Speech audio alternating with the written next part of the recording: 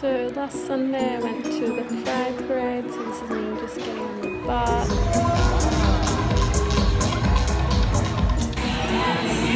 Like a CEO or something.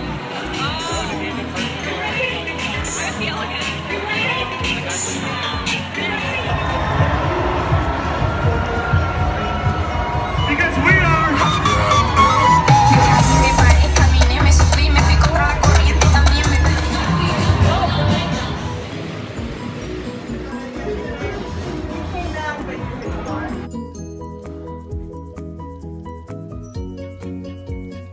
So I've been doing a lot of prototyping lately. I'm not really allowed to show them, but this is one of the drawings.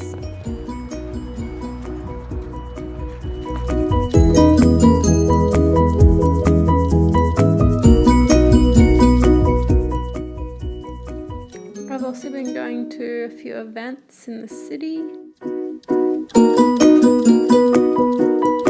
This was a really interesting one talking about the Third Industrial Revolution.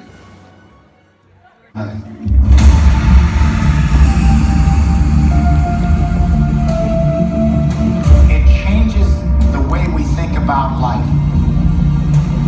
It changes our habitats. It actually even changes consciousness and governance. Coming together as this revolution, it means massive employment. Huge jobs for 2 generations. But part of the day, you're in the sharing economy. You're sharing virtual goods, entertainment, news, social blogs, Wikipedia, and now energy and car sharing. And while it has capitalist parts to it, it's also a sharing economy where you can reduce the cost. And by 2050, we will have 2 mature systems. Part of the day in the sharing economy, beyond the market, freely producing goods and services for each other. That's already started. That is not going to go away. None of this is being taught in the schools, by the way. That's why this is really revolution.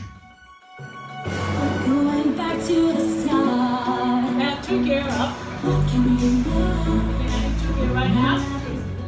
Then on Thursday, I was lucky enough to go to Y Combinator's Female Founders Conference, which was amazing.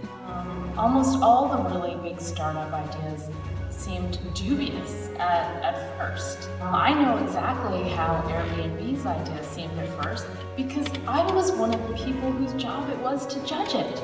And I didn't think much of it at the time, to be perfectly honest. Like, oh, I love your lip gloss. Like, what color is that? Like, you know, you're like, oh, I love this lip gloss. I have like 10 of them. Been wearing it for 10 years. I think it's a really cool time to be in beauty because technology has just completely upended the traditional, you know, paradigm of like brand to customer. And many times when I'm outside of the office and people ask me what I do for Shippo, they're surprised to hear that I'm the founder and CEO.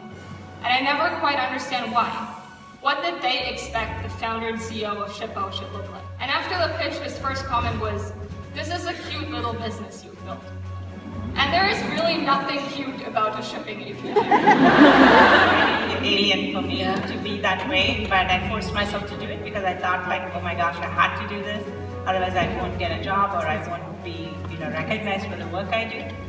But it made me very firm in terms of the quality of work, the quality of relationships, the integrity and the outcomes, and helping to put numbers on the board and move the needle for women in tech is something that really motivates me. We have to use it, we can't just be mad, right? We have to be constructive.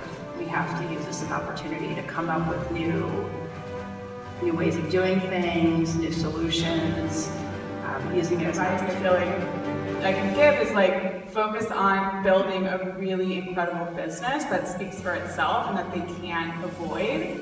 And those aren't people that you want to work with anyways. So take that as like, I'm not interested, and move on and find someone that is. Being able to quantitatively show that your business is actually at a point where it deserves to raise a certain amount of financing kind of removes an element of bias even if it's unconscious.